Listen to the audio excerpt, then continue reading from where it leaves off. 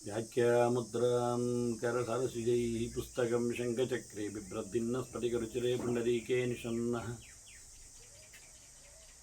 अम्लानश्रीरमृतविशदैरंशभिप्लावयन् मामाविर्भूयादनगमहिमा मानसे वागधीशः नमस्ते प्राणेश प्रणतविभवायामनिमगाः नमस्वामिन् रामप्रियतमनमन् गुरुगुण नमस्तुभ्यं भीमप्रबलतमकृष्णेष्ट भगवन् नमः श्रीमन्मध्वप्रदिश सुदर्शन्नो जय जय श्रीगुरुभ्यो नमः नारायणं सुरगुरुं जगदेकनाथं भक्तप्रियं सकललोकनमस्कृतं च त्रैगुण्यवर्जितमजं विभुमाद्यमीशं वन्दे भवग्रम् अमरासुरसिद्धवन्द्यं नारायणं नमस्कृत्य नरं चैव नरोत्तमं देवीं सरस्वतीं व्यासं ततो जयमुदीरये ವೇದವ್ಯಾಸರ ಮಹಾಭಾರತದ ಚಿಂತಕರಿಗೆ ವಂದನೆಗಳು. ಅನುಶಾಸನ ಪರ್ವದ 53ನೆಯ ಪ್ರವಚನ.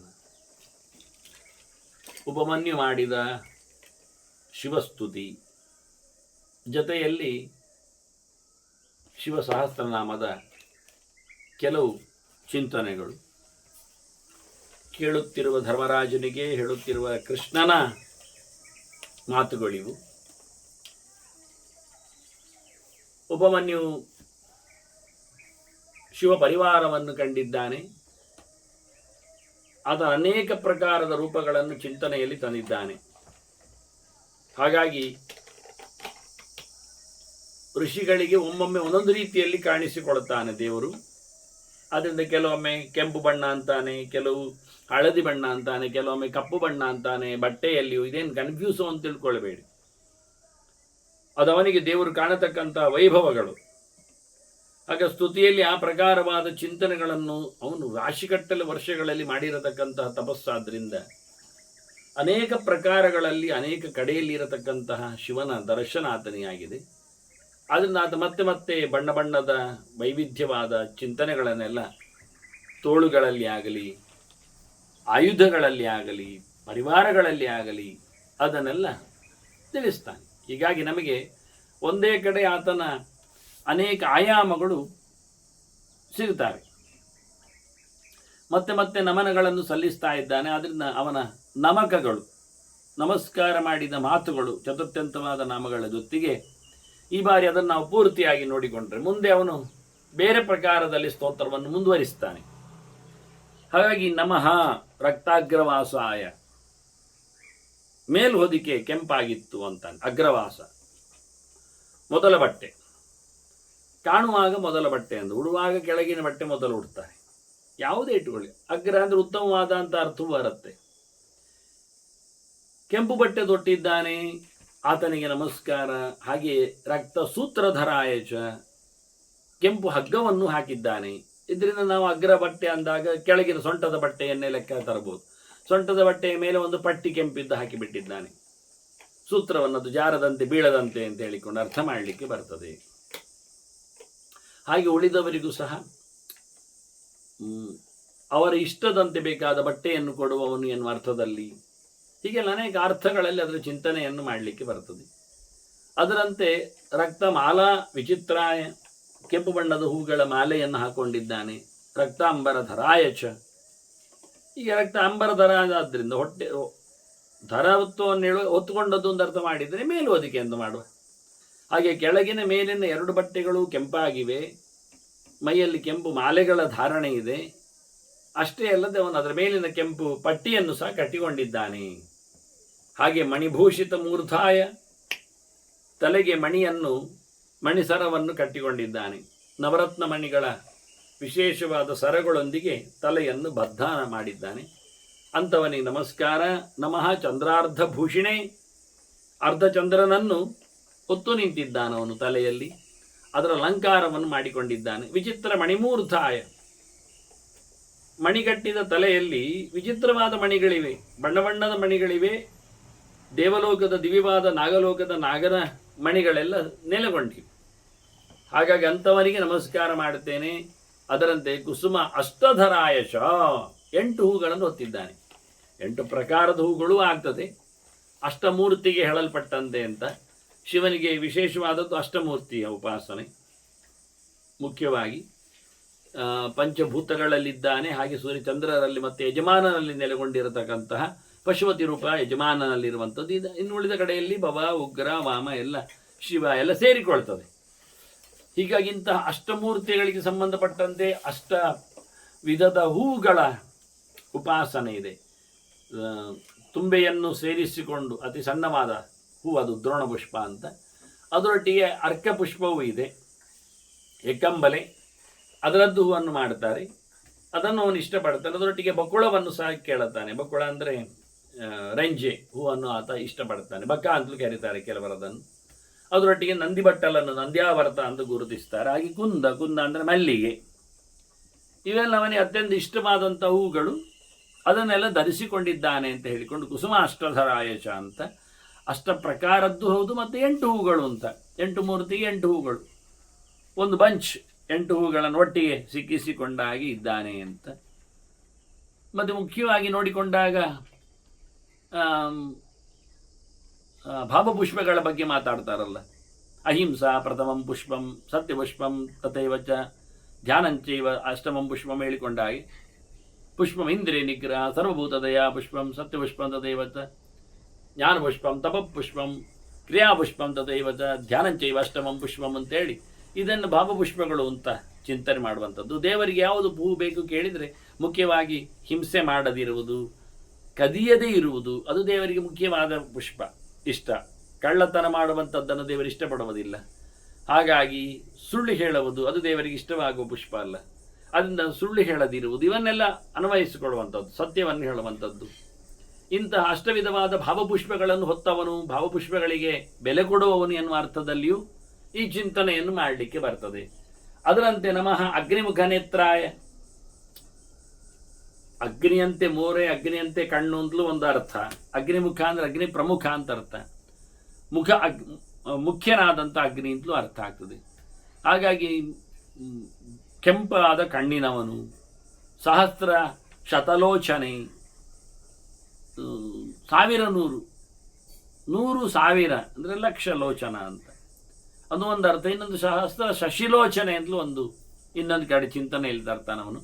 ಅಂಥವನಿಗೆ ನಮಸ್ಕಾರ ಅಂತೇಳಿ. 1000 ಚಂದ್ರನಂತಹ ಕಣ್ಣು, ಉರಿಯುತ್ತಿರುವ ಬೆಂಕಿಯಂತಹ ಕಣ್ಣು, ಅದ್ಭುತವಾದಂತಹ ತೇಜಸ್ಸಿನ ರವಿಯಂತಹ ಕಣ್ಣು ಅಂತ. ಇದು 3 ಕಣ್ಣವನಿಗೆ ಸೇರ್ತದೆ, ಒಪ್ಪಿಗೆ ಆಗ್ತದೆ. 3 ಪ್ರಕಾರದ ಕಣ್ಣಿದೆ ಅವನಿಗೆ. ಸೂರ್ಯ ಚಂದ್ರ ಅಗ್ನಿಗಳು ನೇತ್ರರಾಗಿ ನೆಲೆಗೊಂಡಿದ್ದಾರೆ. ಅಗ್ನಿರೂಪಾಯ ಕಾಂತಾಯ ನಮಸ್ತೆ ಗಹನಾಯ ಚ. ಅಗ್ನಿ ಸ್ವರೂಪನಿದ್ದಿ, ಅಗ್ನಿಗೆ ರೂಪವನ್ನು ಕೊಟ್ಟವನಾಗಿದ್ದಿ, ಕೆಂಪು ಬಣ್ಣದಲ್ಲಿ ನೀನು ನಿಂತಿದ್ದಿ. ನೀನು ಮುಂದಾಳುತನವನ್ನು ವಹಿಸಿಕೊಳ್ಳುವ, ಮನಸ್ಸು ಎನ್ನುವುದು ಮುಂದೆ ಇದೆ ತಾನೇ ಎಲ್ಲ ಇಂದ್ರಿಯಗಳಿಗಿಂತ. ಅಂಥ ವ್ಯಕ್ತಿ ನೀನು ಎನ್ನುವ ಅರ್ಥವನ್ನು ತರುವ ಹಾಗೆ, ಅಗ್ರಣಿ ಎನ್ನುವ ಅರ್ಥದಲ್ಲಿ. ಅಂಗವನ್ನು, ದೇಹವನ್ನು ನಿಯಮಿಸುವವ, ಸಂಚರಿಸುವಂತೆ ಮಾಡುವವ ಅಂತೇಳಿ ಮನೋಭಿಮಾನಿಯಾದ ಅರ್ಥದಲ್ಲಿಯೂ ಅಗ್ನಿ ರೂಪ ಅಂತ. ಹಾಗೆ ಮನೋಹರನಾಗಿದ್ದಿ, ಸುಖವನ್ನು ಕೊಡುವವನಿದ್ದಿ, ಸುಖದ ಪರಾಕಾಷ್ಠೆಯಲ್ಲಿ ಕೂತಿದ್ದಿ, ನೀರಿನಲ್ಲಿ ಸಂಚಾರ ಮಾಡುತ್ತಿ, ಎಲ್ಲ ಅನೇಕ ಅರ್ಥಗಳು. ಕಾಂತಾಯ ಮತ್ತು ಗಹನಾಯ, ಅತಿ ಗುಟ್ಟಾಗಿರುವವ, ರಹಸ್ಯನಾದಂತಹ ವ್ಯಕ್ತಿ, ಪೂರ ತಿಳಿಯಲಿಕ್ಕೆ ಬಾರದವನು ನೀನು, ಏಕಾಂತದಲ್ಲಿ ಇರುವವನು ನೀನು. ಮನಸ್ಸು ಎನ್ನುವುದು ಅಂತರಾಳದಲ್ಲಿ ಇರುವುದರಿಂದ ಅದರ ಅಭಿಮಾನಿಯಾಗಿ ಇರುವು ಸಹ ನೀನಾಗಿದ್ದಿ. ಕಚರಾಯ ನಮಸ್ತುಭ್ಯಂ ಗೋಚರಾಭಿರತಾಯ ಚ, ಆಕಾಶದಲ್ಲಿ ಸಂಚಾರ ಮಾಡುವವ. ಕಮ್ಮೊಂದು ಹೃದಯದ ಆಕಾಶವೂ ಅರ್ಥ ಆಗ್ತದೆ, ಹೃದಯದಲ್ಲಿ ನೆಲೆಗೊಂಡವ. ಮತ್ತೆ ಗೋಚರಾಭಿರತಾಯ ಚ, ಭೂಮಿಯಲ್ಲಿ ಸಂಚಾರ ಮಾಡುವವರ ಜೊತೆಯಲ್ಲಿ ಯಾವತ್ತು ಇರುವವನು, ಅದವನಿಗೆ ವಿಶೇಷವಾದಂಥ ಹೆಸರು. ಪಶುಪತಿ ಎನ್ನುವ ಅರ್ಥದಲ್ಲಿ ನೆಲಚರಗಳು, ಪ್ರಾಣಿಗಳು ಮುಖ್ಯವಾಗಿ. ಕಚರವನ್ನು ಹೇಳಿ ಆಯಿತು. ಈಗ ಭೂಚರಗಳ ಬಗ್ಗೆ. ಭೂಚರಗಳಲ್ಲಿ ಅವನು ಪ್ರಾಣಿಗಳ ಮೇಲೆ ಪ್ರೀತಿ ಉಳ್ಳವನು ಹೇಳಲಿಕ್ಕೋಸ್ಕರವೇ ಒಂದು ಎತ್ತನ್ನು ತನ್ನ ವಾಹನವನ್ನಾಗಿಸಿಕೊಂಡಿದ್ದಾನೆ. ಪ್ರಾಣಿಗಳಲ್ಲಿ ಅತ್ಯಂತ ಪ್ರಶಸ್ತವಾದದ್ದು ಹೇಳುವಲ್ಲಿ ದನ. ದನದ ಮೇಲೆ ಕೂತ್ಕೊಳ್ಳುವುದಿಲ್ಲ, ಅದು ಸ್ತ್ರೀ ತಾನೇ ಹಾಲು ಕೊಡುವಂಥದ್ದು. ಆದ್ದರಿಂದ ಅದರ ಗಂಡು ವೃಷಭ, ಆದ್ದರಿಂದ ವೃಷಭ ವಾಹನ ಮಾಡಿದವ. ಪಶುಪತಿ ಅಲ್ಲಿಗೋಸ್ಕರ. ಅದರಿಂದ ಗೋಚರ ಅಭಿರತಾಯಶ,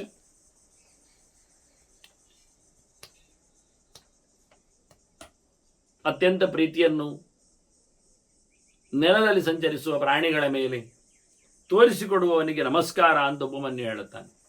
ಭೂಚರಾಯ ಭುವನಾಯ ಅನಂತಾಯ ಶಿವಾಯ ಚ, ಮಂಗಳ ಸ್ವರೂಪನಿದ್ದಾನೆ, ಅನಂತನಾಗುವವನಿದ್ದಾನೆ, ಶೇಷಸ್ವರೂಪಕ್ಕೆ ಬರುವವನಿದ್ದಾನೆ, ಲೋಕವನ್ನು ಹೊತ್ತುಕೊಳ್ಳುವವನಾಗ್ತಾನೆ, ಲೋಕಕ್ಕೆ ಇಷ್ಟನಾಗ್ತಾನೆ.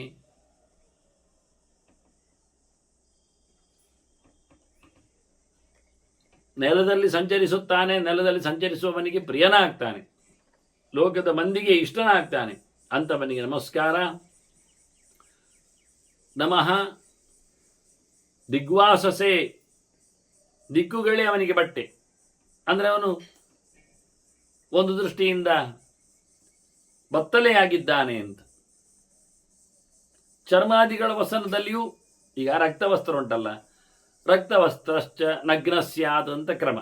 ಕೆಂಪು ಬಟ್ಟೆ ಉಟ್ಟರೆ ಬತ್ತಲೆಯವನು ಅಂತಲೇ ಅರ್ಥ, ನಗ್ನನು ಅಂತಲೇ ಅರ್ಥ.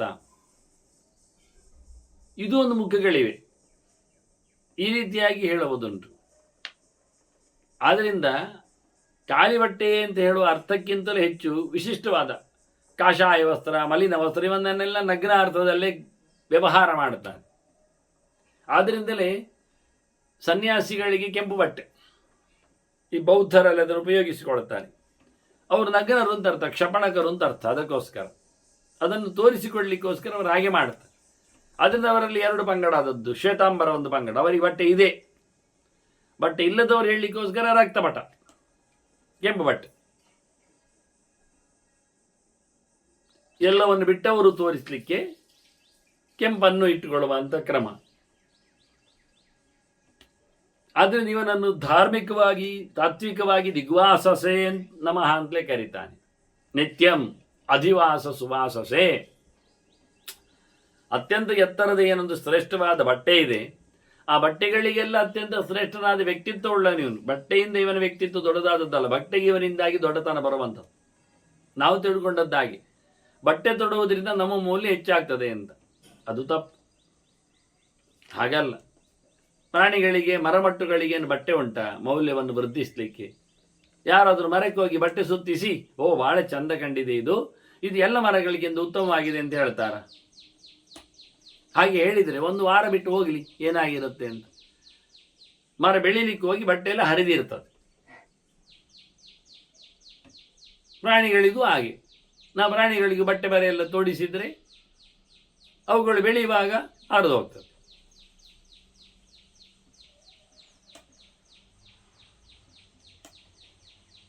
ಬಟ್ಟೆಗೆ ಬೆಲೆಯನ್ನು ಕಟ್ಟುವಂತೆ ಮಾಡಿದವನಿವನು ಹೊರತು ಬಟ್ಟೆಯಿಂದಾಗಿ ಇವನಿಗೆ ಬೆಲೆ ಅಲ್ಲ.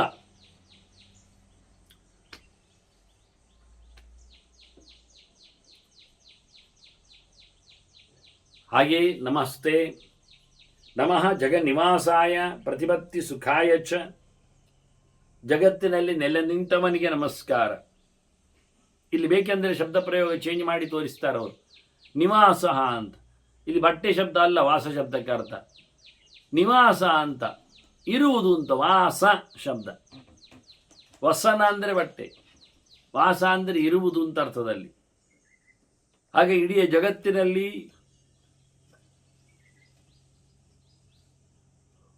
ನೆಲೆಗೊಂಡವನಿಗೆ ನಮಸ್ಕಾರ.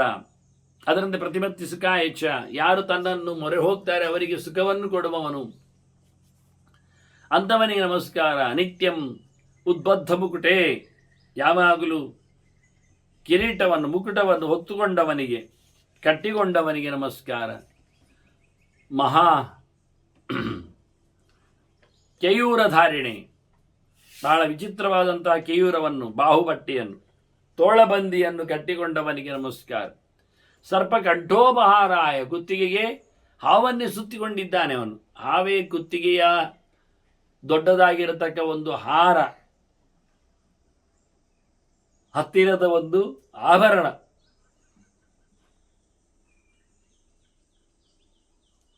ಅದು ಬೇರೆ ಬೇರೆ ಪ್ರಕಾರಗಳಲ್ಲಿ ಸುತ್ತಿಕೊಳ್ಳುತ್ತದೆ. ಅಂಥವನಿಗೆ ನಮಸ್ಕಾರ. ವಿಚಿತ್ರಾಭರಣಾಯ ಚ. ವಿಚಿತ್ರವಾದ ಆಭರಣಗಳು, ಇವೆಲ್ಲ ವಿಚಿತ್ರವೇ ತಾನೆ. ಬಹಳ ಬಗೆಯ ರೂಪವುಳ್ಳವನಿಗಾದ್ರಿಂದ ಬಹು ಪ್ರಕಾರದ ಆಭರಣಗಳನ್ನು ತೊಡ್ತೀಯ ನೀನು. ನಮಸ್ತೆ ನಮಃ ತ್ರಿನೇತ್ರ ನೇತ್ರಾಯ, ಮೂರು ಕಣ್ಣಿನ ವ್ಯಕ್ತಿ ನೀನು. ಮೂರು ಪ್ರಕಾರದ ಜನರನ್ನು ಒಯ್ಯುವವನು ನೀನು. ಆ ಪ್ರಕಾರವಾಗಿ ಸೃಷ್ಟಿಯನ್ನು ನಡೆಸಿಕೊಟ್ಟವನು ನೀನು. ತಾಮಸಾಹಂಕಾರದಿಂದ, ರಾಜಸಾಹಂಕಾರದಿಂದ, ಸಾತ್ವಿಕ ಅಹಂಕಾರದಿಂದ ದೇವತೆಗಳು ವಿಕಾರ ಸೃಷ್ಟಿಯನ್ನು ಮಾಡುವ ಮೂಲಕ ಇಂದ್ರಿಯಗಳು, ಜೊತೆಯಲ್ಲಿ ಪಂಚಭೂತಗಳು, ಹೀಗೆ ಅದರದ್ದೇ ಆಗಿರತಕ್ಕಂಥ ಸ್ಥಾನಮಾನಗಳಿಂದ ಅವುಗಳಿಗೆ ಆಯಾ ಬೆಲೆಯನ್ನು ಕೊಟ್ಟವನು ನೀನು. ಹಾಗೆ ಮೂರು ಪ್ರಕಾರದವರ ನಿಯಂತ್ರಣ, ಉತ್ತಮ ಮಧಮ ಅಧಮ ಮತ್ತು ಮಧ್ಯಮರನ್ನು.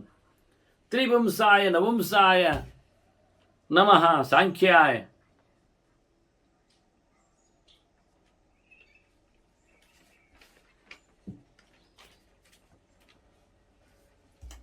ಹೆಣ್ಣಿನವರಲ್ಲಿ ಹೆಚ್ಚು ಹೆಣತನವನ್ನು ಅಭಿವೃದ್ಧಿಗೊಳಿಸುವಂತೆ ನೀನು ನೆಲೆಗೊಂಡಿದ್ದೀಯ. ಅವರ ಮನೋಭಿಮಾನಿಯಾಗಿ, ಅವರ ಯೋಚನೆಗಳಿಗೆ ಬೇಕಾದ ಹಾಗೆ ಪುರುಷರಲ್ಲಿಯೂ ಸಹ ಅದಕ್ಕೆ ಅನುಗುಣವಾದ ಪೌರುಷದ ಪದ್ಧತಿಯಂತೆ ಅಲ್ಲಿ ನೆಲೆಗೊಂಡಿದ್ದಿ ನೀನು. ಹಾಗಾಗಿ ನಿನಗೆ ಎರಡು ಪ್ರಕಾರವಾದ ರೂಪವಿಶೇಷಗಳ ಚಿಂತನೆಗಳು ಸೇರ್ತವೆ. ನಿನ್ನಲ್ಲಿ ಅವು ಇಬ್ಬರ ಯಾವುದೇ ಪ್ರಕಾರವಾದ ವಿಕಾರಗಳು ಸಹಜವಾಗಿ ಇರುವುದಿಲ್ಲ. ಅನ್ನಲೋಸಿಗೆ ನಿನ್ನನ್ನು ನಪುಂಸ ಅಂತಲೂ, ಅತ್ತ ಪುಮಾನು ಅಲ್ಲ ಸ್ತ್ರೀಯೂ ಅಲ್ಲ ಅಂತ.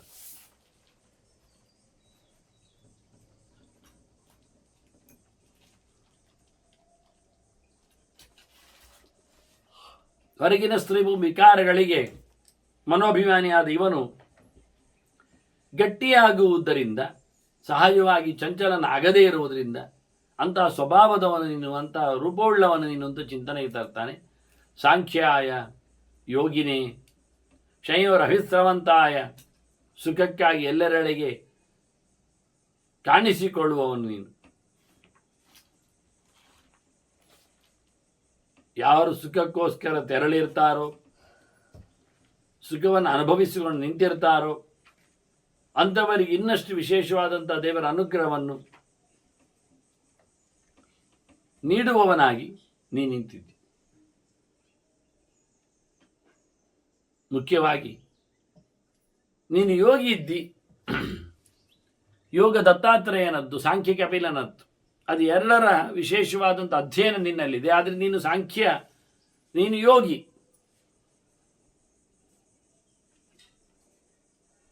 ಅಂತ ಭಗವಂತನಿಂದ ಯೋಗವನ್ನು ಕಲಿತು ಆ ಪ್ರಕಾರದಲ್ಲಿ ಯೋಗಚರ್ಯೆಯಲ್ಲಿ ನೆಲೆಗೊಂಡವನು ನೀನು.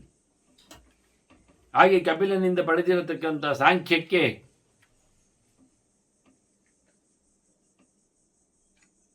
ನೀನೆ ಪ್ರಧಾನನಾದಂಥ ವ್ಯಕ್ತಿಯಾಗಿ ಹೊರಗೆ ತಂದವನು, ಚಿಂತನೆಗೆ ನಿಲುಕಿಸಿಕೊಟ್ಟವನು.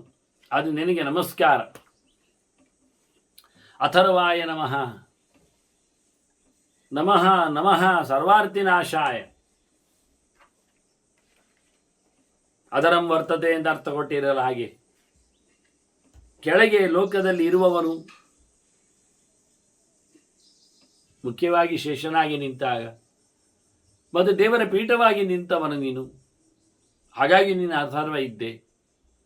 ಅಥರ್ವ ವೇದಗಳಿಗೆ ಅಭಿಮಾನಿಯಾಗಿ ನೀನು ಬಂದಿದ್ದೆ. ಅಲ್ಲಿನ ಅಗ್ನಿಯು ನಿನ್ನ ಶಿಷ್ಯನಾಗಿ ನಿನ್ನ ರೂಪದಲ್ಲಿ ನೆಲೆಗೊಂಡು ಆ ಮಂತ್ರಗಳನ್ನು ಸುಖದಿಂದ ಭಗವಂತನೆಡೆಗೆ ಸಾಗತಕ್ಕಂಥ ಮಂಗಳಾತ್ಮಕವಾದ ಶಂಸನೆಯನ್ನು ಮಾಡುವವನು ನೀನು. ನಿನಗೆ ನಮಸ್ಕಾರ. ಅಥರ್ವಾಯ ನಮಸ್ತುಭ್ಯಾಂ. ಅಥರ್ವಾಯ ನಮೋ ನಮಃ. ನಮಃ ಸರ್ವಾರ್ಥಿನಾಶಾಯ.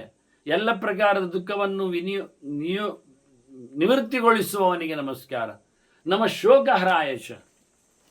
ದುಃಖವನ್ನು ನೀಗಿಸುವವನಿಗೆ ನಮಸ್ಕಾರ.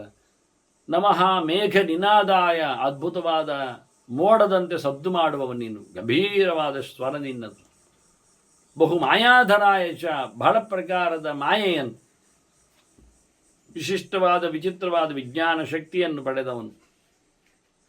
ಬೀಜಕ್ಷೇತ್ರಾಭಿವಾಲಾಯ. ನೆಲವನ್ನು, ಬೀಜವನ್ನು ರಕ್ಷಣೆ ಮಾಡುವವನು. ನೆಲದಲ್ಲಿ ನೀನು ನೆಲೆಗೊಂಡು ಬೀಜದಲ್ಲಿ ನೆಲೆ ನಿಂತು ಅವು ಎರಡಕ್ಕೂ ಸಹ ಬೆಲೆಯನ್ನು ಸಾಧನೆಯ ವ್ಯವಸ್ಥೆಯನ್ನು ನಡೆಸಿಕೊಡುವವನಾಗಿ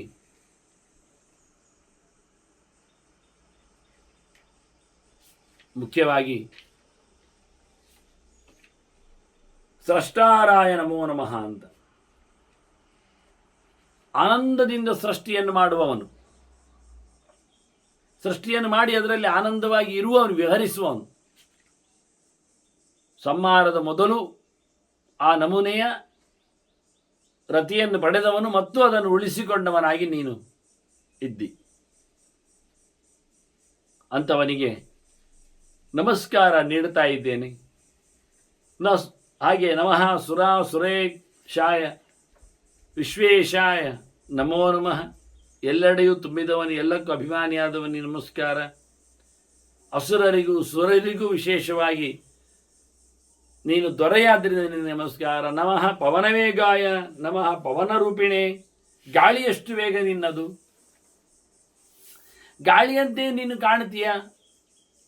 ಶುದ್ಧ ಮಾಡುವವರಲ್ಲಿ ಶುದ್ಧ ಸ್ವರೂಪರಾಗಿ ನಿಂತಿ ನೀನು ಶಿವನಾದ್ದರಿಂದ ನಮಗೆ ಕಾಂಚನಮಾಲಾಯ ಬಂಗಾರದ ಆಭರಣಗಳು, ಮಾಲೆಗಳು,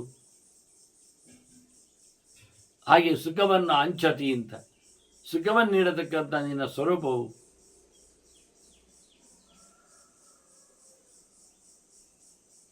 ಮತ್ತೆ ಮುಖ್ಯವಾಗಿ ಗಿರಿಮಾಲಾಯ ಪ್ರಾಣನಿಂದ ನಿಯಂತ್ರಕನು ಎನ್ನುವ ಅರ್ಥದಿಂದ ನೋಡಿದ್ದೇವೆ. ಬೆಟ್ಟದಲ್ಲಿ ಅರಳುವ ಹೂಗಳ ಜೊತೆಯಲ್ಲಿ ಅಲಂಕಾರ ಮಾಡಿಕೊಂಡವನು ನೀನು. ನಮಃ ಸುರಾರಿಮಾಲಾಯ ಚಂಡವೇಗಾಯ ವೈ ನಮಃ.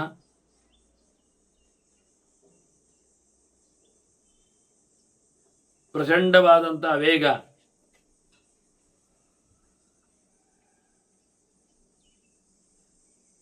ಎಲ್ಲಕ್ಕಿಂತ ಮೊದಲು ಮನಸ್ಸು ಹೋಗುವಂತೆ.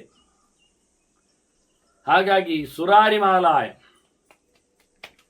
ಮುಖ್ಯವಾಗಿ ದೈತ್ಯರಿಗೆ ಅವರನ್ನೆಲ್ಲ ಅಂಧಕಾದಿಗಳಂತೆ ಚೆಂಡಾಡಿ ರುಂಡದ ಮಾಲೆಯನ್ನು ಧರಿಸುವವನಿದ್ದಿ. ಪ್ರಚಂಡವಾದಂಥ ವೇಗ ನಿನ್ನದು ಆಗಿದೆ, ಅದಕ್ಕೆ ನಮಸ್ಕಾರ. ಬ್ರಹ್ಮ ಶಿರೋಪಹರ್ತರೇ ನಮಃ. ಮುಖ್ಯವಾದದ್ದು ವಿಷಯ, ಚತುರ್ಮುಖನ ಒಂದು ತಲೆಯನ್ನು ತೆಗೆದಿದ್ದಿ ನೀನು. ಬ್ರಹ್ಮ ಕಪಾಲ ಅಂತ ಕತೆ ಬಂದಿದೆ. ಅದೇ ಮಹಾಲಕ್ಷ್ಮಿ ಗಡುಸಾಗಿದ್ದಾಳೆ. ಅಹಂ ರುದ್ರಾಯ ಧನುರಾತನೋಮಿ ಬ್ರಹ್ಮದ್ವಿಷಯ ಅಂತ ಹೇಳಿಕೊಂಡು ಬ್ರಹ್ಮದೇವರಿಗೆ ಅನ್ಯಾಯ ಮಾಡಿದವನಿವನು ಅಂತ.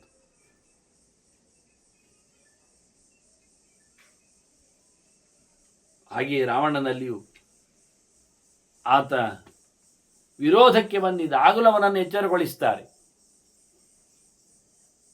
ಅದರಿಂದ ಇಲ್ಲಿಯೂ ಬ್ರಹ್ಮನ ಶಿರ ಅಪಹಾರ ಮಾಡಿದ್ದಕ್ಕೆ ಅವನನ್ನು ಮತ್ತೆ ಕಾಶ್ಯಾದಿಗಳಲ್ಲಿ ನೆಲೆಗೊಳಿಸಿದ್ದಾರೆ. ಈತ ಆ ಕಥೆಯನ್ನು ಚಿಂತನೆ ಮಾಡ್ತಾನೆ. ಹಾಗೆ ಮಹಿಷಘ್ರಾಯತೆ ನಮಃ. ಅನೇಕ ಮಹಿಷರು ಬರ್ತಾರೆ, ಅಸುರರು ಅಂತ. ಮಹಿಷವನ್ನು ಕೊಂದವನಿಗೆ ನಮಃ. ಸ್ತ್ರೀರೂಪಧಾರಾಯ ಹೆಣ್ಣುವೇಷ ತೊಟ್ಟವನಿಗೆ ನಮಸ್ಕಾರ. ನಮಃ ಯಜ್ಞ ವಿಧ್ವಂಸನಾಯ ಚ. ಯಜ್ಞವನ್ನು ದಕ್ಷಿಣ ಯಜ್ಞವನ್ನು ನಾಶಗೊಳಿಸಿದವನಿಗೆ ನಮಸ್ಕಾರ. ನಮಃ ತ್ರಿಪುರಹರ್ತರೇ ಚ.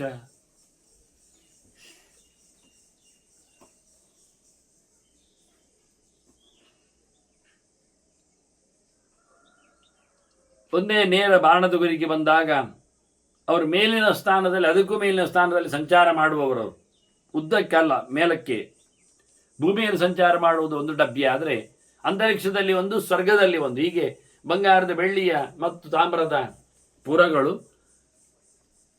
ಇದು ಬಹಳ ವರ್ಷಕ್ಕೊಮ್ಮೆ, ಸಾವಿರಾರು ವರ್ಷಕ್ಕೊಮ್ಮೆ ಏಕ ಸೂತ್ರದಲ್ಲಿ ಸಿಗ್ತವೆ. ಒಂದೇ ಡಿಗ್ರಿಯಲ್ಲಿ ಬರ್ತವೆ, ಉದ್ದಕ್ಕೆ, ಮೇಲಕ್ಕೆ, ಕೆಳಗಿನಿಂದ.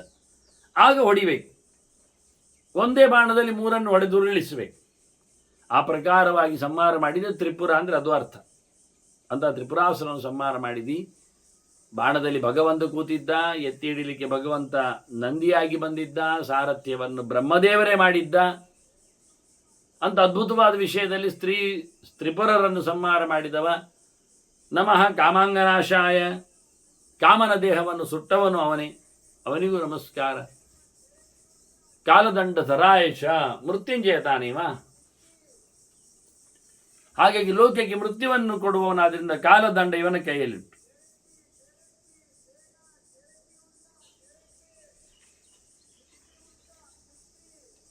ಎರಡು ಪ್ರಕಾರದ ದೇವತೆಗಳು ಇವನ ಜೊತೆಯಲ್ಲಿ ಸಂಹಾರ ಕಾರ್ಯದಲ್ಲಿ ಸೇರಿರುತ್ತಾರೆ. ಅದನ್ನೆಲ್ಲ ಪರ್ವ ಸಮೀಕ್ಷೆಯಲ್ಲಿ ಕೆಲವು ತಿಳಿಸಿಕೊಟ್ಟಿದ್ದೇನೆ. ಮೃತ್ಯುನ ವಶದಂಡಾಭ್ಯಾಂ ಕಾಲೇನ ಶ್ಯಾಮಯಾಸ ಅನ್ನುವಲ್ಲಿ, ಯಮಪೂಜೆಯಲ್ಲಿ, ಯಮದೀಪದಲ್ಲಿ. ಹಾಗೆಯೇ ನಮಃ ಸ್ಕಂದ ವಿಶಾಖಾಯ, ಇದು ಅವನ ಭೃತ್ಯವರ್ಗದಲ್ಲಿ ಸೇರ್ತದೆ. ಸ್ಕಂದ ಮಗ ಇದ್ದಾನೆ, ಹಾಗೆ ಅವನಿಗೆ ಬೇಕಾಗಿರ್ತಕ್ಕ ಪರಿಚಾರಕರಲ್ಲಿ ಇರ್ತಾರೆ. ಈಗ ಇಲ್ಲಿ ಸ್ಕಂದನನ್ನೇ ವಿಶಾಖ ಅಂತ ಕರಿತೀವಿ. ಅಂದರೆ ಸ್ಕಂದನನ್ನು ವಿಶೇಷವಾಗಿ ಅನುಗ್ರಹಿಸಿದವನು ಎನ್ನುವ ಲೆಕ್ಕದಲ್ಲಿ ಅವನಿಗೆ ಬೇಕಾದ ಜ್ಞಾನವನ್ನು ಕೊಟ್ಟವನು, ಆನಂದವನ್ನು ಕೊಟ್ಟವನು ಅಂತ ಅರ್ಥ. ಅಂದವನಿಗೆ ನಮಸ್ಕಾರ ಅಂತ ಹೇಳ್ತಾನಿವ. ಬ್ರಹ್ಮದಂಡಾಯ ವೈ ನಮಃ.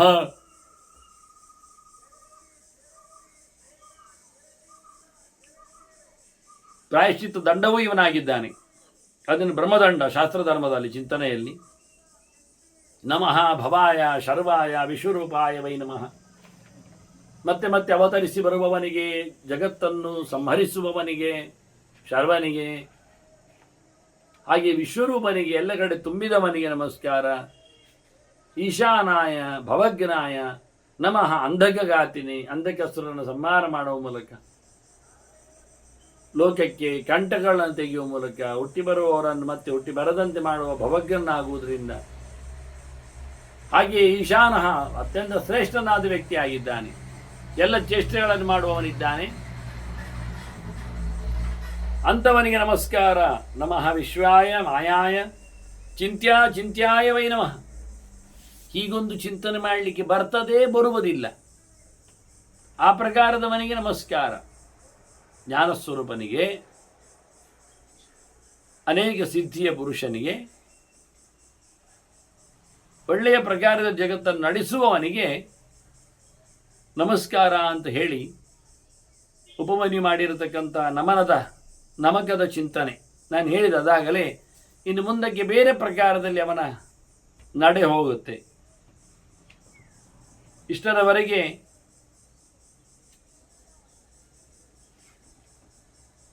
ಶಿವನ ಚಿಂತನೆಯನ್ನಾತ ಸ್ತುತಿಯಲ್ಲಿ ತೋರಿಸಿಕೊಟ್ರೆ, ನಾವೀಗ ಮುಂದೆ ಇವನದ್ದೇ ಪ್ರಕರಣದಲ್ಲಿ ಬರುವಂತೆ ಶಿವನ ಸಹಸ್ರನಾಮದ ತುಣುಕನ್ನು ನಾವು ನೋಡ್ತಾ ಇದ್ದೇವೆ. ಭಸ್ಮಶಯ, ಭಸ್ಮಗೋಪ್ತ, ಭಸ್ಮಭೂತ, ತರುಹು ಗಣಃ. ಬೂದಿಯಲ್ಲಿ ಮಲಗ್ತಾನೆ, ಬೂದಿಯಿಂದಲೇ ಜಗತ್ತನ್ನು ರಕ್ಷಣೆ ಮಾಡ್ತಾನೆ.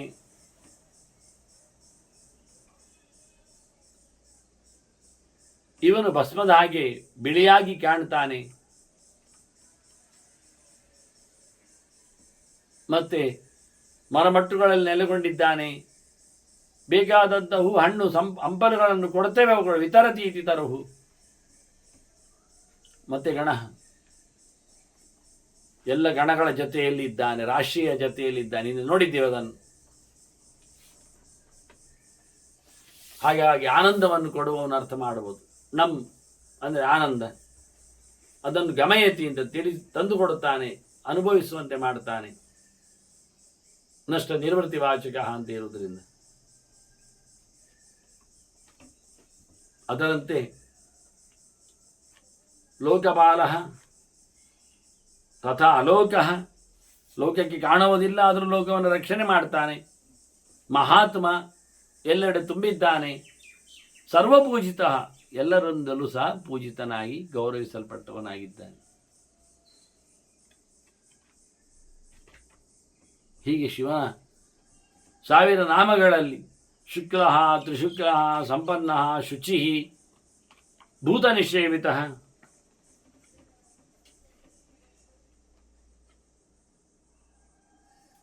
ಪಂಚಭೂತಗಳಲ್ಲಿ ಚಕ್ರದವನಾಗಿ ಅವನಲ್ಲಿ ಇದ್ದಾನೆ. ಅದರಂತೆ ಉಳಿದವರು ಸಹ ಪರಿವಾರದವರಿದ್ದಾರೆ.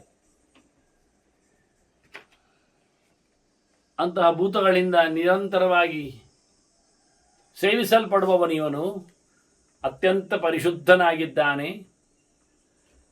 ತ್ರಿಕರಣದಲ್ಲಿಯೂ ಪರಿಶುದ್ಧನಿದ್ದಾನೆ. ಬಾಯಿಯಲ್ಲಿ ಒಂದು, ಮನಸ್ಸಿನಲ್ಲಿ ಒಂದು, ಕ್ರಿಯೆಯಲ್ಲಿ ಒಂದು ಅಲ್ಲವನದ್ದು. ಎಲ್ಲದರಿಂದಲೂ ಸೇರಿದವನು, ವಿಶೇಷವಾಗಿ ಭಗವಂತನೆಡೆಗೆ ಸಾಗಿದವನು.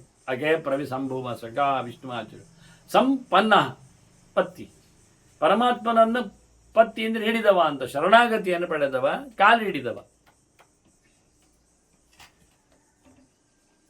ಹಾಗೆ ಶುದ್ಧನಿದ್ದಾನೆ.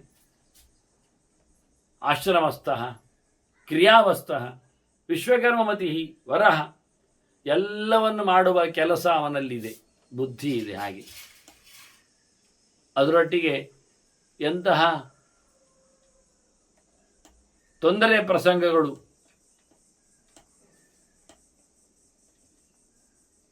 ಬಂದಾಗಲೂ ಅದು ಯಾವುದು ನಿಲ್ಲದಂತೆ ಮಾಡುವ, ಎಲ್ಲವನ್ನು ನಡೆಸುವ ಬುದ್ಧಿ ಇವನೇಳ್ತಾನೆ, ಇವನಲ್ಲಿದೆ. ಅದರಿಂದ ಎಲ್ಲ ಆಶ್ರಮದಲ್ಲಿದ್ದಾನೆ, ಎಲ್ಲ ಆಶ್ರಮಗಳನ್ನು ನಡೆಸಿಕೊಡುವವನಿದ್ದಾನೆ, ಎಲ್ಲ ಕ್ರಿಯೆಗಳನ್ನು ಮಾಡ್ತಾ ಇದ್ದಾನೆ, ಎಲ್ಲದ ಸನ್ಯಾಸಿಯೂ ಅವನಿದ್ದಾನೆ. ಪ್ರವೃತ್ತಿ ನಿವೃತ್ತಿ ಎರಡು ಕರ್ಮಗಳಲ್ಲಿಯೂ ಅಂತರ್ವೃತ್ತಿ ಮತ್ತು ಕ್ರಿಯಾವೃತ್ತಿಯನ್ನು ಉಲ್ಲೇಖ ಮಾಡ್ತಾರೆ.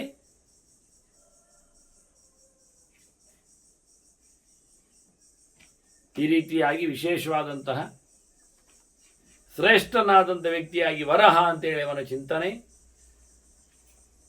ಅದರಂತೆ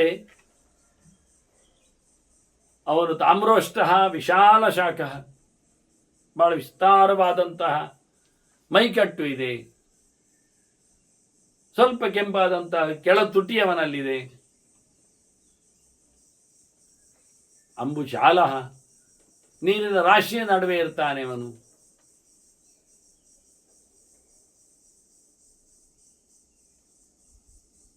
ಗಂಗೆ ವಿಶೇಷವಾಗಿ ಹರಿತಾನೆ ಇರಬೇಕು ತಾನೆ. ಹಾಗಾಗಿ ಅಂಬುಜಾಲ ಎನ್ನುವುದು ಸತ್ಯ, ನೀರಿನ ಝರಿ. ಅದರಂತೆ ಸುನಿಶ್ಚಲ, ಎಲ್ಲಿಯೂ ವೇಗ ಆಗದವನು, ಸಂಶಯ ಇಲ್ಲದವನು, ನಿಶ್ಚಲವಾದ ಜ್ಞಾನ, ಅರಿವು, ಎಚ್ಚರ. ಆದ್ದರಿಂದ ಅವನನ್ನು ಸ್ಥಾಣು ಶಿವ ಅಂತ ಗುರುತಿಸ್ತಾರೆ, ಕರೀತಾರೆ.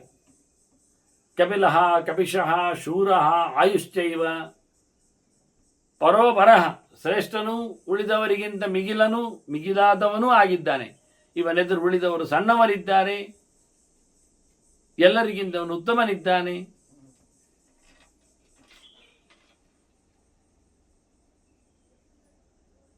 ಮುಖ್ಯವಾಗಿ ಇವನಿಗಿಂತ ಉಳಿದವರು, ಕೆಳಗಿದ್ದು ಉಳಿದವರಿಗಿಂತ ಇವನು ಮೇಲೆ ಆಗಿರುವುದರಿಂದ ಉಳಿದವರಿಗೆಲ್ಲ ಆಯುಷ್ಯವನ್ನು ಕೊಡ್ತಾನೆ, ಕರುಣಿಸ್ತಾನೆ. ಶೂರನಿದ್ದಾನೆ, ಕೆಂಪು ಹಳದಿ ಬಣ್ಣದಲ್ಲಿ, ಕೆಂಪು ಕಪ್ಪು ಬಣ್ಣದಲ್ಲಿ ಸೇರಿಕೊಂಡವನಿದ್ದಾನೆ. ಗಂಧರ್ವರನ್ನು ಹೊತ್ತವನು, ನೆಲವನ್ನು ಹೊತ್ತವನು. ಹೃದಯಗಂಧ ಹೃದಯಗಂಧ ಅಂತೇಳಿ, ಹೃದಯ ವ್ಯಕ್ತ ಹರಿಹಿ ಗಂಧ ಅಂತ. ಹೃದಯ ವ್ಯಕ್ತಂತಿ ಯದ್ರೂಪ ಮರೇ ಗಂಧ ಸವುಚ್ಯತೆ ಅಂತ. ಅಂತಹ ಗಂಧನೆಡೆಗೆ ಸಾಗಿದವರು ಅಂತ ಮನಸ್ಸು ಕೊಡುವ ಮೂಲಕ ಈ ರೀತಿಯಾಗಿ ಮುಖ್ಯವಾಗಿ ಅವನು ಅದಿತಿ ತಾರಕ್ಷ್ಯ, ಅತ್ತ ಅಂತ ಹೇಳ್ತಾರಲ್ಲ ಅದಿತಿ ಶಬ್ದಕ್ಕೆ, ಸಂಹಾರಕನು. ತಕ್ಷ ತನೂಕರಣೆ ಅಂತೇಳಿ ತಾರಕ್ಷ್ಯ ಶಬ್ದದಿಂದ ತೃಕ್ಷ ತನೂಕರಣೆ ಅಂತೇಳಿ ಕೆತ್ತುವವನು, ಚೆನ್ನಾಗಿ ಮಾಡುವವನು. ಸೃಷ್ಟಿಯಲ್ಲಿ ಸುವಿಜ್ಞೇಯ, ಚೆನ್ನಾಗಿ ತಿಳಿಯಲು ಯೋಗ್ಯನಿದ್ದಾನೆ. ಜ್ಞಾತುಂ ನಯೋಗ್ಯ ವಿಜ್ಞೇಯ, ತಿಳಿಲಿಕ್ಕಾಗುವುದಿಲ್ಲ. ಸುವಿಜ್ಞೇಯ, ತಿಳಿಲಿಕ್ಕೆ ಆಗ್ತದೆ. ಸಹಜವಾಗಿ ಪೂರ್ಣ ತಿಳಿಲಿಕ್ಕಾಗುವುದಿಲ್ಲ, ಅರ್ಧಂಬರ್ಧ ಆಚೀಚೆ ಕೆಲವನ್ನೆಲ್ಲ ಕೇಳಿಕೊಂಡಾಗೆ ಮಾಡಲಿಕ್ಕೆ ಬರ್ತದೆ ಅಂಥವನನ್ನು. ಸುಶಾರದ, ಭಾರಿ ಹುಷಾರಿದ್ದೆ, ಶಾಣೆ. ಪರಶ್ವಧಾಯುಧ ದೇವ, ಕೊಡಲಿ ಹಿಡಿದವನು ನೀನು, ಪರಮಾತ್ಮನೇ ಇದ್ದಿ ನೀನು.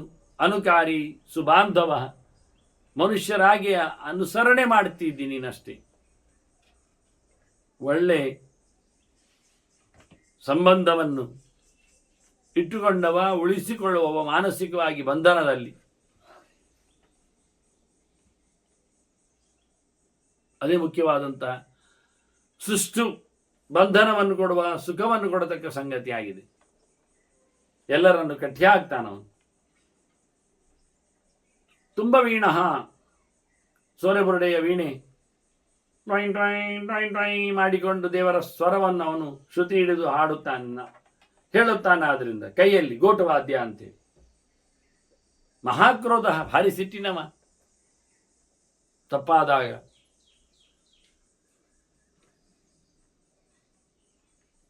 ಅದರಂತೆ ಊರ್ಧ್ವರೇ ತಸ್ಸು ಆಗಿದ್ದಾನೆ, ನೀರಿನಲ್ಲಿ ಕೂತ್ಕೊಳ್ತಾನೆ. ಜಲೇಶಯ, ನೀರಿನಲ್ಲಿ ಇರ್ತಾನೆ. ಬ್ರಹ್ಮಚಾರಿ ಇದ್ದಾನೆ. ಉಗ್ರಹ, ಇಡೀ ಜಗತ್ತನ್ನು ಸಂಹಾರ ಮಾಡಲಿಕ್ಕೆ ಸಮರ್ಥನಿದ್ದಾನೆ. ವಂಶಕರ, ಸಂತಾನಪ್ರದನಿದ್ದಾನೆ ಜಗಕ್ಕೆ. ವಂಶಃ, ಜ್ಞಾನಾನಂದಮಯನು.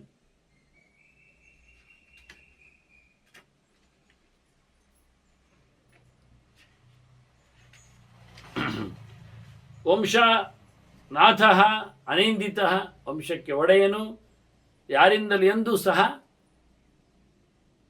ನಿಂದನೆಗೆ ಪಾತ್ರನಾಗದೇ ಇದ್ದವನು. ಸರ್ವಾಂಗ ರೂಪ, ಎಲ್ಲ ಅವಯವಗಳು ಅವನಲ್ಲಿವೆ. ಮಾಯಾವಿ, ಯಾರಿಗೂ ಪೂರ ಅರ್ಥ ಆಗದೇ ಇದ್ದಾನೆ. ಅದರಂತೆ ದುಷ್ಟ ಮಾಯೆಯನ್ನು ದೂರೀಕರಿಸುವನಿದ್ದಾನೆ.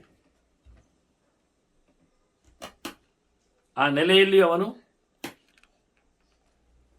ಮಾಯಾವಿಯಾಗಿದ್ದಾನೆ. ಸುಹೃದ, ಎಲ್ಲರಿಗೂ ಅತ್ಯಂತ ಪ್ರಿಯನು. ಹೃದಯದಲ್ಲಿ ಇರುವ ಮೂಲಕ. ಅನಿಲಹ ಅನಲಹ, ಬೆಂಕಿಯೂ ಗಾಳಿಯು. ಸಾಕು ಅನಿಸದವನು, ಎಲ್ಲಿಯೂ ನೆಲೆ ನಿಲ್ಲದವನು. ಬಂಧನಃ, ಬಂಧಕರ್ತಾಚ, ಸುಬಂಧನ ವಿಮೋಚನಃ, ಬಂಧನವನ್ನು ಕೊಡುವವ, ಬಂಧನವನ್ನು ತೆಗೆಯುವವ, ಬಂಧಿಸಿದವನು. ಮೂರು ಸಹ.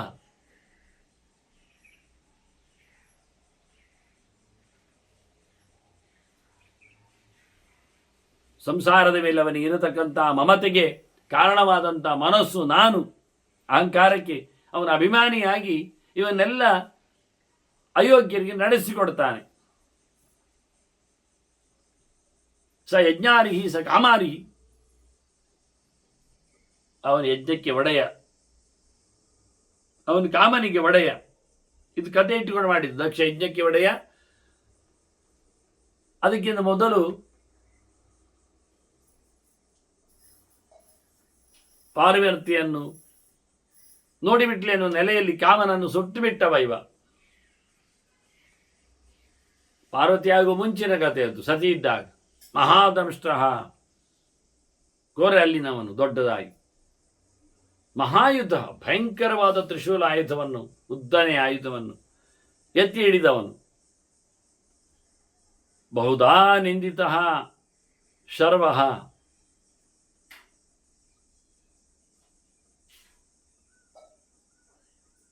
ಬಹಳ ಪ್ರಕಾರದಲ್ಲಿ ಎಲ್ಲೆಡೆಯೂ ಸಹ ಎಲ್ಲರೂ ಸಹ ಅವನನ್ನು ಕುಚೇಷ್ಟೆ ಮಾಡ್ತಾರೆ. ಅಂಥವನು. ಆದ್ರೂ ಮಾತಿಲ್ಲ, ಚಕಾರ ಇಲ್ಲ.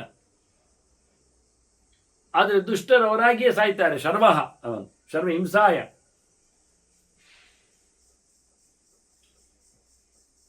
ಶಂಕರ ಶಂಕರ ಅಧನ, ಎರಡೆರಡು ಬಾರಿ ಒಂದೇ ಕಡೆಯಲ್ಲಿ ಶಂಕರ ಶಂಕರ ಅಂತ ಉಂಟು.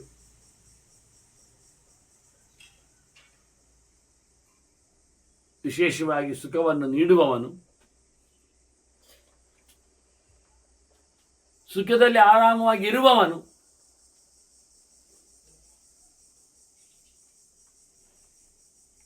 ಪ್ರತ್ಯೇಕವಾದ ಸುಖದ ಕಾಣಿಕೆ ಇತ್ತವನು. ಅಧ್ಯಾತ್ಮರಿಗೆ ಜ್ಞಾನದ ಕಾಣಿಕೆ ಆದರೆ ಭೌತರಿಗೆ ಭೌತದ ಕತೆ ಕೊಡುವವನು. ಆದರೆ ಅವನಲ್ಲಿ ಯಾವುದೇ ಪ್ರಕಾರವಾದ ದುಡ್ಡು ಇಲ್ಲ, ಅದಿಟ್ಕೊಳ್ಳೋದಿಲ್ಲ. ಅದು ಬೇಡ ಅವನಿಗೆ ವ್ಯವಹಾರಕ್ಕೂ.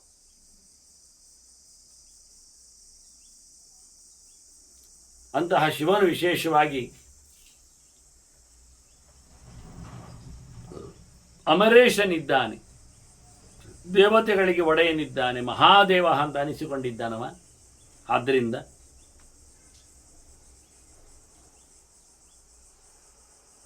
ಮತ್ತೆ ವಿಶ್ವದೇವ,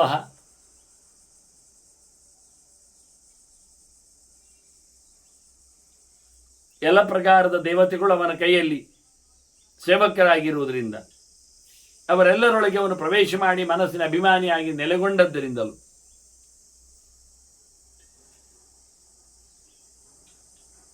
ಸುರಾರಿಹ, ಸುರರ ವಿರೋಧಿಗಳನ್ನು ಸಂಹಾರ ಮಾಡ್ತಾನೆ. ಶತ್ರು ಸಂತಾಪಗಳು,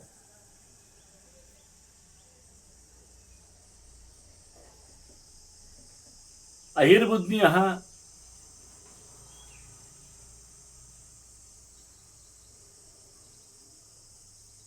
ಅನಿಲಾಭಶ್ಚ ಚೇಕಿತಾನಃ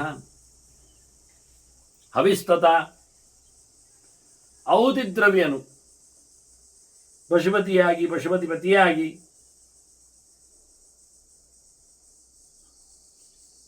ತನ್ನ ಸ್ವಾಮಿಗೆ ತಾನು ಸಮರ್ಪಿಸಿಕೊಳ್ಳತಕ್ಕಂಥ ಅವಿಸ್ಸಾಗಿ ಸಮರ್ಪಿಸಿಕೊಳ್ಳತಕ್ಕಂಥ ಬಹುಗುಣಗಳು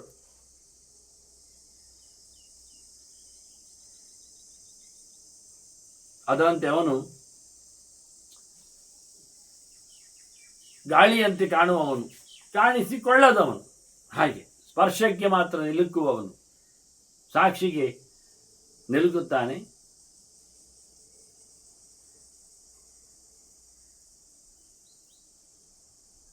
ಮತ್ತವನು ಒಮ್ಮೆ 11 ಗಣದಲ್ಲಿ ಬಂದಾಗ ಬೇರೆ ಬೇರೆ ರೂಪಗಳಲ್ಲಿ ನೆಲೆಗೊಂಡ ಅಹಿರ್ಬುದ್ಧಿ, ಅಜೈಕವಾದ್, ಬಹುರೂಪ ಶಬ್ದ ಅಲ್ಲೇ ಬರುವಂಥದ್ದು. ಅದೆಲ್ಲ ಹೆಸರುಗಳಿಂದ ಅವನು ಕೊಂಡಾಡಲ್ಪಡ್ತಾನೆ. ಹೌದು, ಅವನ ರೂಪಗಳು ಬೇರೆ ಅಂತ ತಿಳ್ಕೊಳ್ತಾರೆ. ಅದರಲ್ಲಿ 1000ದಲ್ಲಿ ಹೇಳ್ತಾ ಇದ್ದಾನೆ ಅಹಿರ್ಬುದ್ಧಿಯ ಅಂತ. ಅಹಯೇ ಬುದ್ಧಿಯ ಯಶ ಅಂತ ಹೇಳಿ ಬುಧಾನ್ನಯತಿ ಅಂತ ನೇಮಿಸುತ್ತಾನೆ ಅಂತ, ನಿಯಮಯತಿ ಚ ಅಂತ. ಪಂಡಿತರಿಗೆ, ಜ್ಞಾನಿಗಳಿಗೆ, ತಿಳುವಳಿಕೆ ಉಳ್ಳವರಿಗೆ ವಿಶೇಷವಾದ ತಿಳುವಳಿಕೆಯನ್ನು ಕೊಟ್ಟವರನ್ನು ಉದ್ಧಾರ ಮಾಡುವನು.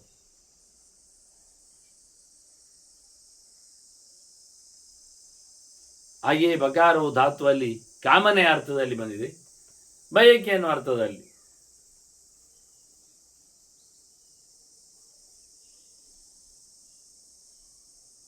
ಈಕೆಯಂತೂ, ಇವನಂತೂ ವಿಶೇಷವಾಗಿ ಅಹಿಹಿ ಮತ್ತು ಬುದ್ಧಿ, ಅಹಯೇ ಬುದ್ಧಿಯ ಹೇಳಿದ್ರಿಂದ ಪಂಡಿತರಿಗೆ ಜ್ಞಾನವನ್ನು ಕೊಡುವವನಾಗಿ ಇವನಿಗೆ ಪಾಂಡಿತ್ಯ ಇಲ್ಲದಿದ್ದರೆ, ಇವನೇ ಕನ್ಫ್ಯೂಸ್ ಆದರೆ ಅದು ಪ್ರಯೋಜನ ಆಗಲಿಲ್ಲ. ಆದ್ದರಿಂದ ಅಹಿಹಿ ಸನ್ ಅಹಯೇ ಬುದ್ಧಿಯ ಹೇಳಿದ, ಅಹಿರ್ ಬುದ್ಧಿಯ ಎನ್ನುವಲ್ಲಿ ಸಂಶಯ ಇಲ್ಲದವನು. ಹಿ ಅಂದರೆ ಮುಖ್ಯವಾಗಿ ನಿಶ್ಚಯ ಉಳ್ಳವನು ಅಂತ, ಅಹಿ ಅಂದರೆ ಸಂಶಯ. ಅದರಿಂದ ಸಂಶಯವುಳ್ಳಂಥ ಜ್ಞಾನಿಗಳನ್ನು, ಅವರನ್ನು ಸಂಶಯ ನಿರಾಸಪೂರ್ವಕವಾಗಿ ಅವರನ್ನು ಉತ್ತೇಜಿಸುವವನು ಅಹಿರ್ಬುಧರು.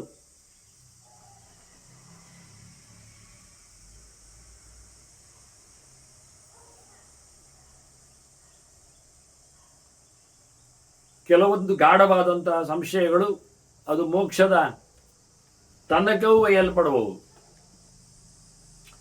ಪ್ರತ್ಯಕ್ಷದಿಂದ ಅಪರೋಕ್ಷದಿಂದಲೇ ಕೆಲವೊಮ್ಮೆ ಅಲ್ಲ, ಪ್ರತ್ಯಕ್ಷದಿಂದಲೇ ಕೆಲವೊಮ್ಮೆ ಅದರದ್ದು ಒಗ್ಗಟ್ಟುಗಳು ತೆರೆದುಕೊಳ್ಳಲಿವೆ.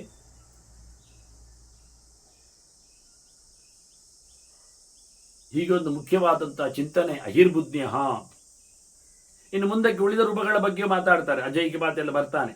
ವಾಸ್ತವವಾಗಿ ಅವರ 11 ರೂಪಗಳು ಏಕಾದಶ ರುದ್ರರು ಅಂತ. ಅದರಲ್ಲಿ ಮಹಾದೇವ ಇದ್ದಾಗೆ ಹಿಂದೆ ಬಂದ ಹಾಗೆ ರೈವತ, ಓಜ, ಭವ, ಭೀಮ, ವಾಮ, ಉಗ್ರ, ವೃಷಾಕಪಿ, ಅಜೈಕ್ಯವಾದ ಅಹಿರ್ಬುದ್ಧಿ, ಬಹುರೂಪ, ಮಹಾದೇವ ಅಂತ.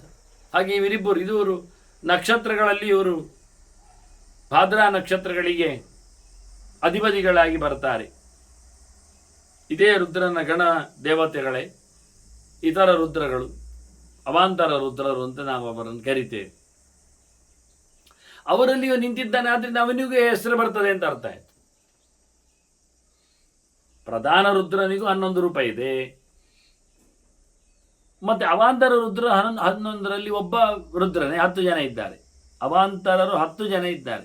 ಅವಾಂತರ ರುದ್ರರು ಅಂದರೆ ಭಾರಿ ಕೆಳಗಿನವರು, ಗಣಪತಿ ಹತ್ತಿರದಲ್ಲಿ ಬರುವವರು. ಪ್ರಧಾನನಾದ ರುದ್ರನಿಗೂ 11 ರೂಪ ಇದೆ. ಮನ್ಯು, ಮನು, ಮಹಾನಾಸ, ಮಹಾನ್, ಶಿವ, ರಥಧ್ವಜ, ಮರುರೇತ, ಭವ, ಕಾಲ ಅಂತ ಹೇಳಿ ಅವನ ಹೆಸರುಗಳು. ಅಲ್ಲಲ್ಲಿ ಅವನನ್ನು ಅದೇ ಮಾತುಗಳಿಂದ ಕೊಂಡಾಡಿದ್ದಾರೆ ಇಲ್ಲಿ. ಇನ್ನೊಂದು ಅವನದರಲ್ಲಿ ಒಬ್ಬ ಇದ್ದಾನೆ ಪ್ರಧಾನ, ಉಳಿದವರೆಲ್ಲ ಅಪ್ರಧಾನರಾದಂಥ 10 ರುದ್ರರು ಇದ್ದಾರೆ. ಅವರು ವಾಸ್ತವವಾಗಿ ರುದ್ರನದ್ದೇ 11 ರೂಪಗಳಾಗಿ ನೆಲೆಗೊಂಡವರು. ಇವರು ಗಣದಲ್ಲಿ ಸೇರಿದವರು, ಗಣಪತಿಯ ಸಮಾನರಾಗಿ ಬರುವವರು. ಅದು ಇವರಲ್ಲಿ ರೈವತ, ಓಜ, ಭವ, ಭೀಮ, ಮಾಮೋಗ್ರ ಆ ಹೆಸರುಗಳು ಪ್ರಧಾನನಾದ ರುದ್ರನಿಗೂ ಬರ್ತದೆ. ಅದರಿಂದ ಅಹಿರ್ಬುದ್ಧಿ ಶಬ್ದವು ಸಹ ಅವಾಂತ ರುದ್ರನ್ ಹೇಳಿದ್ರು, ಅದು ಪ್ರಧಾನ ರುದ್ರನಿಗೂ ಹೆಸರಾಗಿ ಬರ್ತದೆ ಅನ್ನೋ ನೆಲೆಯಲ್ಲಿ ಅಹಿರ್ಬುದ್ಧಿ ಅನ್ನತಕ್ಕಂಥ ಅವಾಂತ ರುದ್ರನಲ್ಲಿ ನೆಲೆಗೊಂಡ ಶಿವನಿಗೂ ಆ ಅರ್ಥ ಆಗ್ತದೆ. ಸ್ವಯಂ ಪ್ರಭೇದದಲ್ಲಿ ನಿಂತ ಆಯುರ್ಬುದ್ಧಿ ಅನ್ನುವ ಹೆಸರಿನಲ್ಲಿಯೂ ಶಿವ 11 ರೂಪಗಳಲ್ಲಿ ಇದ್ದಾನೆ ಅಂತಲೂ ಅರ್ಥ ಆಗುವ ಹಾಗೆ ಇಂತಹ ಬುಧರ ಸಂಶಯಗಳನ್ನು ನಿವೃತ್ತಿಗೊಳಿಸತಕ್ಕಂತಹ ಮಹಾ ದೇವನಾಗಿ ಮತ್ತೆ ಚೇಕಿತಾನಹ ಅವಿಸ್ತತ ಅಂತ ಹೇಳಿದ ಹಾಗೆ ಅವನು ಅವಿಸ್ಸು ಅಂತ ಅರ್ಥ ಹೇಳಿದೆ, ಆಹುತಿಯಾಗಿ ಬರುವವನು ಕೊಡುವವನು ಅಂತ. ಅದು ಆಹುಯತೆ ಅಂತಲೂ, ಎಲ್ಲರಿಂದಲೂ ಶಬ್ದದಿಂದ ವಾಚ್ಯನಾಗಿ ಕರೆಯಲ್ಪಡ್ತಾನೆ ಅಂತಲೂ ಎಲ್ಲರಿಂದಲೂ. ಚಿಕುತಿಷು ಚೇಕಿತಾನ ಅನ್ನುವುದೆಲ್ಲ ಕಿತಿ ಸಂಜ್ಞಾನೆ ಧಾತುವಿನಿಂದ ಬಂದದ್ರಿಂದ ಆ ಶಬ್ದಗಳ ನಿಷ್ಪತ್ತಿ. ಹಾಗಾಗಿ ಜ್ಞಾನವಂತನು, ಜ್ಞಾನಿಯು, ಜ್ಞಾನಕಾರಣನು ಅನ್ನುವ ಅರ್ಥಗಳು ಇಲ್ಲಿ ಬರುವ ಹಾಗೆ ಅಂತಹ ಜ್ಞಾನಿಯಾದವನು ನಮಗೆ ಅತ್ಯಂತ ಮಾನ್ಯನಾಗಿ ನಿಂತಿದ್ದಾನೆ ಎನ್ನುವಂತಹ ಚಿಂತನೆಗಳೊಂದಿಗೆ ಮುಖ್ಯವಾಗಿ ಈ ಬಾರಿ ನಾವು ಅವನ ಅನೇಕ ಸಹಸ್ರನಾಮಗಳ ಅನೇಕ ನಾಮಗಳನ್ನು ಪಡೆದಿದ್ದೇವೆ. ಇನ್ನು ಮತ್ತೆ ಪುನಃ ಸೇರಿದಾಗ ಉಪವನ್ಯು ಕಂಡಿರತಕ್ಕಂಥ ಶಿವನ ಚಿಂತನೆ, ಅವನು ಮಾಡುವ ಪ್ರತ್ಯೇಕ ಇನ್ನೊಂದು ಮುಖದಿಂದ ಅವನ ಸ್ತುತಿ ಆಗ್ತಾ ಇದೆ ಅಂತ ಹೇಳಿದ್ದೇನೆ. ನಮಕ ಅಲ್ಲದೆ ಬೇರೆ ಪ್ರಕಾರದಿಂದಲೂ ನೋಡ್ತಾನೆ ಅಂತ. ಅದನ್ನು ಮತ್ತೆ ನಾಮಾವಳಿಯನ್ನು ಇನ್ನೊಮ್ಮೆ ಸೇರಿದಾಗ ಕೇಳುವ ವಂದನೆಗಳೊಂದಿಗೆ ಶ್ರೀಕೃಷ್ಣ ನಾರಾಯಣ ನಾರಾಯಣ.